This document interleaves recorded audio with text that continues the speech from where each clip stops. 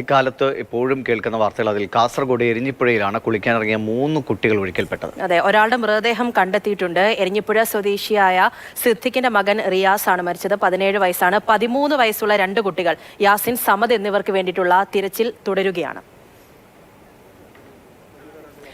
സാരംഗ് വിവരങ്ങളുമായി. സാരംഗ്, എപ്പോഴാണ് കുട്ടികൾ അപകടത്തിൽപ്പെട്ടത്? ഈ തിരച്ചിൽ അതിന് വേണ്ട ഫയർഫോഴ്സിന്റെ ഒക്കെ ആളുകൾ എത്തിയാണോ തിരച്ചിൽ നടക്കുന്നത്? ഈ മരണം അപ്പോൾ തന്നെ സംഭവിച്ചിരുന്നോ ഒരാളുടെ?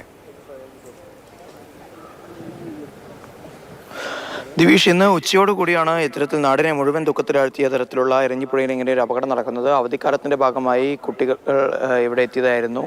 3 പേരും മരണപ്പെട്ട റിയാസും അതുപോലെ തന്നെ ഇപ്പോൾ കാണാതായിരിക്കുന്ന യാസിനും സമദും 3 പേരും ബന്ധുക്കളാണ്. ഇതിൽ റിയാസിന്റെ മാതാവും ഇവരോടൊപ്പം തന്നെ പുഴക്കരയിൽ എത്തിയിരുന്നു. ആ സമയത്താണ് ഇത്തരത്തിലൊരു അപകടം സംഭവിക്കുന്നത്. റിയാസിന്റെ മാതാവും ഇവരോടൊപ്പം തന്നെ അപകടത്തിൽപ്പെട്ടിരുന്നു. ആ സമയത്ത് ഇവിടെ സമീപത്തായി ജോലിക്ക് വന്നിരുന്ന ചില തൊഴിലാളികൾ ചേർന്നാണ് അവരെയും അതുപോലെ തന്നെ റിയാസിനെയും കരയിലേക്ക് എത്തിച്ചത്. എന്നാൽ ആശുപത്രിയിലേക്കുള്ള വഴിമധ്യേ വെച്ച് റിയാസിന് മരണം സംഭവിക്കുകയായിരുന്നു. ഇപ്പോൾ ചെർക്കളയിലെ സ്വകാര്യ ആശുപത്രിയിലാണ് റിയാസിന്റെ മൃതദേഹം സൂക്ഷിച്ചിരിക്കുന്നത്. ഇപ്പോൾ ഫയർഫോഴ്സിന്റെ സ്കൂബ ടീമും അതുപോലെ തന്നെ നാട്ടുകാരുടെ ഒരു സംഘവും തിരച്ചിൽ നടത്തിക്കൊണ്ടിരിക്കുന്നുണ്ട്. പോലീസിന്റെ ഒരു സംഘം ഇവിടെ ക്യാമ്പ് ചെയ്തുകൊണ്ട് തിരച്ചിൽ ഒരു ഏകോപന സ്വഭാവം കൈവരിക്കുന്നുണ്ട്. ഇപ്പോൾ ഒട്ടേറെ നാട്ടുകാരും ഇവിടെ കരയുടെ ഇരുഭാഗങ്ങളിലായി തടിച്ചുകൂടിയിട്ടുണ്ട്. ഇപ്പോൾ നമുക്ക് നാട്ടുകാരിലേക്ക് തന്നെ ചില എന്താ ചേട്ടാ ഇങ്ങനെ അപകടം ഉണ്ടായത്? അപകടം പുഴക്ക് കുളിക്കാൻ വേണ്ടി വന്നത്, നനക്കാനും അമ്മ നനക്കാൻ വന്നത്, കുട്ടികൾ കുളിക്കാൻ വന്നത്. അപ്പോൾ ഒരു കുട്ടി അങ്ങനെ അപകടത്തിൽ വന്നു. അപ്പോൾ മറ്റു കുട്ടികളങ്ങനെ പിന്നെ രക്ഷിക്കാൻ പോയി എന്നാണ് പറയുന്നത്. പിന്നെ അങ്ങനെ ദൃക്സാക്ഷികളില്ലല്ലോ, ദൃക്സാക്ഷികൾ അമ്മ മാത്രമല്ലേ. പിന്നെ അങ്ങനെയാണ് പറയുന്നത്. ആ രക്ഷിക്കാൻ വന്ന കുട്ടി പിന്നെ മറ്റുള്ള താണുമ്പോൾ ഒരു കുട്ടീനെ കണ്ടതുകൊണ്ടാണ് ഇവരുടെ ആരോ കണ്ടവരൊന്ന് രക്ഷപ്പെടുത്തിയത്. പരിചയമുള്ള കുട്ടികളാണോ? എല്ലാം പരിചയം. ഒന്ന് പിന്നെ പെങ്ങൾ വന്നത്, ഇവർ പിന്നെ അഷ്റഫിൻ്റെ പെങ്ങൾ വന്നത് ഇവിടെ, അവരെ കുട്ടിയും ആ കുട്ടിയാണ് കുളിക്കാൻ വന്നത്. അവരെ അമ്മ വീട്ടിൽ വന്നത് പെങ്ങൾ ഭർത്താവിൻ്റെ വീട്ടിൽ നിന്ന്. പിന്നെ അതിൻ്റെ ഒരു കുട്ടി അങ്ങനെയാണ്. ആ കുട്ടിക്ക് നീന്താൻ അറിയില്ല എന്നാണ് പറയുന്നത്. ബാക്കി 2 പേർക്കും കുറേശ്ശെ നീന്താനെല്ലാം അറിയും. ഇവിടെ തെരച്ചിലിൽ എന്തെങ്കിലും പ്രതിസന്ധികളുണ്ടോ? ഒരു പ്രതിസന്ധിയില്ല, പ്രതിസന്ധിയൊന്നുമില്ല. പിന്നെ അവർ നോക്കുന്നുണ്ട്. പിന്നെ ഇവിടെ കുറച്ച് ആഴമുണ്ട് എന്നുള്ള കാര്യം അല്ലാതെ വേറെ പ്രതിസന്ധിയൊന്നും ഇവിടെ കാണുന്നില്ല. ഇത്തരത്തിൽ ഇവിടെ അപകടം ഉണ്ടായിട്ടുണ്ടായിരുന്നു. ഇപ്പോഴും അപകടം ഉണ്ട്. ഒരു 10-35 കൊല്ലം അപ്പുറം പാലമാതലം ഉൾപ്പെട്ട് വലിയ പിന്നെ മഴക്കാലത്ത് ഇവിടെ തൂണി കിടത്തിനാണ് പിന്നെ ബസ്സിന് പോയിക്കൊണ്ടായത്. ഇക്കരക്ക് മാത്രം ബസ്. അപ്പോൾ പിന്നെ പാലാട് നന്നായിട്ട് കുറേ ആൾ തൂണി കിടക്കുന്നുണ്ടാകും. അങ്ങനെ വലിയ വർഷകാലത്ത് അപകടം വന്നാൽ 4 മറ്റോ അഞ്ചാൾ മരിച്ചു. അതൊരു 35 കൊല്ലമാവും. പിന്നെ അതിനുശേഷം എന്തല്ല അത് പാലം പാലുണ്ടാകുന്നതിന് മുമ്പിലാണ്. ദിവിഷ്, ഇപ്പോൾ ഇത്തരത്തിലുള്ള പ്രതികരണങ്ങളാണ് നാട്ടുകാരുടെ ഭാഗത്തു നിന്നുണ്ടാകുന്നത്. കാരണം 30 വർഷത്തിന് ശേഷമാണ് ഇത്തരത്തിൽ ഒരു അപകടം ഇവിടെ ഇരഞ്ഞിപ്പുഴയിൽ ഉണ്ടാകുന്നത്. നമുക്ക് ദൃശ്യങ്ങളിൽ തന്നെ കാണാൻ സാധിക്കുന്നുണ്ട്. കാരണം പുഴയുടെ നടുക്ക് ഇത് ചന്ദ്രഗിരി പുഴയുടെ കൈവഴിയായിട്ടുള്ള പുഴയാണ്. ഈ പ്രദേശത്തോട് ഒഴുകുന്ന പുഴയ്ക്ക് എരഞ്ഞിപ്പുഴ എന്നാണ് പറയുന്നത്. ഇതിന് ഈ പുഴയ്ക്ക് പയസ്വിനി എന്നും പേരുണ്ട്. ആ പുഴയുടെ നടുക്കായി നമുക്ക് കാണാൻ കഴിയുന്നുണ്ട്.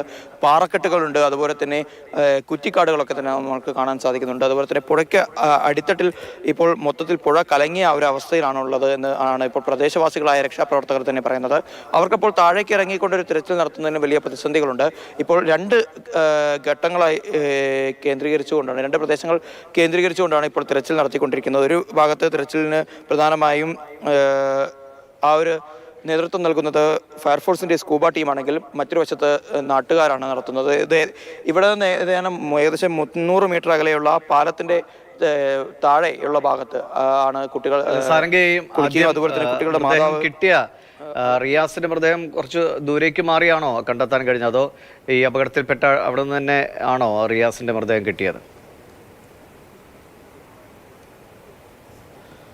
ദിവിഷ്, ഇപ്പോൾ നമുക്ക് ദൃശ്യങ്ങൾ കാണുന്ന ആ ഒരു ഭാഗം കാണാം. ഇപ്പോൾ നടുക്ക് പാറക്കെട്ടുകൾ നിറഞ്ഞ ഒരു ചെറിയ തിരുത്ത് പോലത്തെ ഒരു ഭാഗം കാണാൻ സാധിക്കും. അപ്പോൾ പുഴയുടെ ആ പാലത്തിന് താഴെ നിന്ന് ഒഴുകി വന്ന കുട്ടിയുടെ മൃതദേഹം പിന്നീട് ആ ഒരു ഭാഗത്ത് നിന്ന്, ആ തുരുത്തിൻ്റെ ആ ഒരു അറ്റത്ത് നിന്നാണ് റിയാസിൻ്റെ മൃതദേഹം രക്ഷാപ്രവർത്തകർക്ക് കണ്ടെടുക്കാൻ സാധിച്ചത്. അപ്പോൾ ആ ഒരു ഭാഗത്ത് കേന്ദ്രീകരിച്ചുകൊണ്ടാണ് ഇപ്പോൾ സ്കൂബ ടീമിൻ്റെയൊക്കെ തന്നെ തിരച്ചിൽ നടത്തുന്നത്. അതിന് നേരെ താഴത്തേക്കുള്ള ഈ ഒരു ഭാഗത്ത് നിന്ന് കുറച്ച് പുറത്തേക്കായിട്ട് ഇപ്പോൾ നാട്ടുകാരൊക്കെ തന്നെ ചേർന്ന് തിരച്ചിൽ നടത്തുന്നുണ്ട്. ഇനി മറ്റേതെങ്കിലും തരത്തിലുള്ള വിദഗ്ധർ കൂടുതൽ മുങ്ങൽ വിദഗ്ധരെ ഇവിടെ എത്തിച്ചുകൊണ്ടുള്ള തിരച്ചിൽ നടത്തണമോ എന്നുള്ള കാര്യത്തിലൊക്കെ തന്നെ പോലീസ് സാരംഗ്, ഒരു കാര്യം, ഈ കുട്ടികളെല്ലാവരും ആ പ്രദേശത്തുള്ളവർ തന്നെയാണോ അതോ അവധിക്കാലത്തേക്ക് വേണ്ടിയിട്ട് അവിടേക്ക് എത്തിയതാണോ? എന്താണ് അതിനെക്കുറിച്ച് അറിയുന്നത്?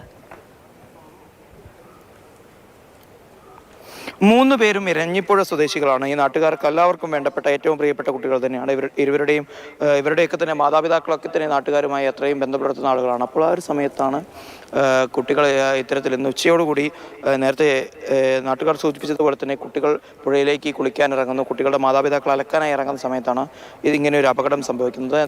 പിന്നീട് അതിനുശേഷം കുട്ടികളിൽ 2 പേർക്ക് നീന്തൽ നല്ല രീതിയിൽ അറിയാമെന്നും നാട്ടുകാർ പറയുന്നുണ്ട്.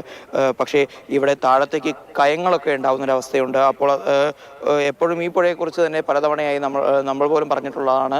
ഏത് സമയത്തും അതിൻ്റെ ഒരു അടിത്തട്ടിലെ സ്ഥിതിയെക്കുറിച്ച് നമുക്ക് പറയാൻ കഴിയില്ല എന്ന് നമ്മൾ പലപ്പോഴും പല വാർത്തകളുടെ ഭാഗമായും സൂചിപ്പിച്ചിട്ടുള്ളതാണ്. എരഞ്ഞിപ്പുഴയെക്കുറിച്ച്, പയസ്വിനി പുഴയെക്കുറിച്ചൊക്കെ തന്നെ. അപ്പോൾ ആ ഒരു അടിത്തട്ടിൽ സംഭവിച്ചിട്ടുള്ള ഏതെങ്കിലും കയത്തിലോ മറ്റേതെങ്കിലും തരത്തിലുള്ള ഒരു അപകടത്തിൽപ്പെട്ടതായിരിക്കാം കുട്ടികൾക്ക് ഇത്തരത്തിലൊരു ദുരന്തം സംഭവിക്കാനുള്ള കാരണം എന്ന് തന്നെയാണ് നമുക്ക് ഇപ്പോൾ മനസ്സിലാക്കാൻ സാധിക്കുന്നത്.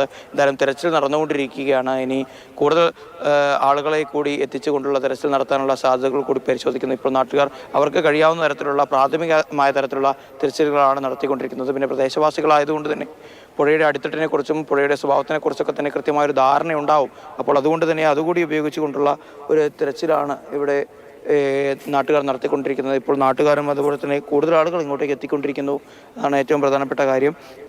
ഈ നാട്ടുകാരൊക്കെ തന്നെ ആകെ വലിയ ഒരു വിഷമത്തിലാണ്. കാരണം അവധിക്കാലം ആഘോഷിക്കാൻ, അവധിക്കാലം അതിൻ്റെ അവസാന ഘട്ടത്തിലേക്ക് അടുക്കുന്ന സമയത്താണ് ഇത്തരത്തിൽ നാടിന് മുഴുവൻ പിടിച്ചുരച്ച തരത്തിലൊരു അപകടം ഉണ്ടാകുന്നത്.